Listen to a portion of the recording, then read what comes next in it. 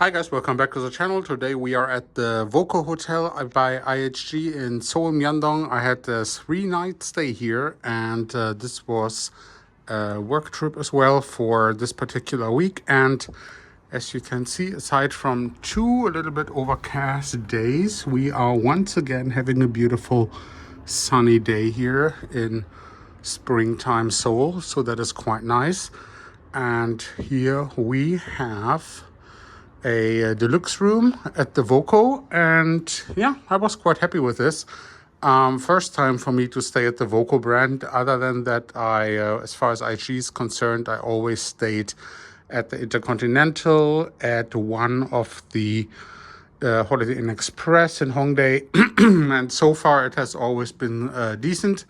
The rooms here look different than they are on the website. The websites are only renderings, besides the hotel just like, already being here for quite some time.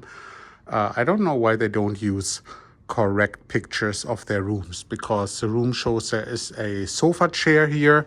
The room shows there is a modern bathroom, which there is not. So I'm not really sure. And I talked about this with the front desk, and they said, oh, these are only examples and renderings. So I said, well, this is not exactly a new hotel, so I don't know why they would have incorrect pictures on there. But other than that, the bed was excellent as far as comfort is concerned. Look at the size of it. This is massive. So I was definitely happy with the bed, and I haven't really spent that much time in the room, but there is this little, it's almost like my old first bedroom 40 years ago. This little tiny writing corner here. I wouldn't want to call it a desk because it's somewhat of an embarrassment, really.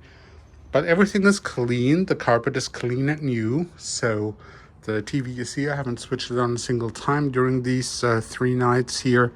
And here we have a nightstand with some power outlets, and there, of course, a telephone. And yeah, one night they didn't come up to do the housekeeping and claimed that I had the do not disturb sign on, which I did not.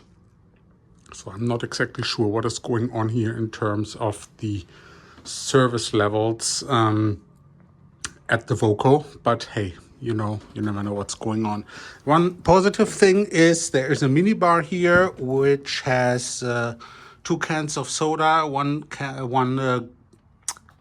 bottle of juice, and some water. All of this is empty now. I had some Coca-Cola here, Sprite over there. I'm going to take this with me to the airport, which is about 1.5 hours, 2 hours from here, depending on the traffic. But yeah, I always like when they have a complimentary minibar, because that basically means you don't have to go to the convenience store. There's also some glassware here, coffee and tea. Oh, nice. They also have the Osulok tea as well, which is quite nice. Let me show you again. My favorite Osulok. Earl Grey, though. Not my favorite Mandarin, but I'll take it with me because I love Osulok. So let's take it. Why not? And yeah, here's a little luggage rack. What I don't like is that you only have the option of hanging your clothing inside the wardrobe. There's ample space here, but if you are somebody who doesn't like to put things in the closet, there are no hangers anywhere. So there aren't even any opportunities to improvise and hang your stuff other than over the TV, which is what I did. Yeah, no clothes hangers, nothing around here. The room is basically very spartanic and, practical to the minimalist option, I would say. Let's have a quick look at the bathroom, because here we have just a regular single sink.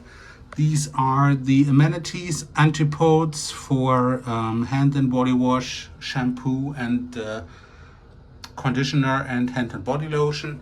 There are some basic amenities: nail file, comb, and here's a vanity kit. The hairdryer, interestingly, is the same as earlier when I stayed at the Glad Hotel in the Coex for 3 nights. And yeah, the Coway, which is the equivalent to a Toto washlet. And then what I really like is that they have an actual bathtub here and a shower. And that is an improvement over the Glad as well, because over there I only had a shower.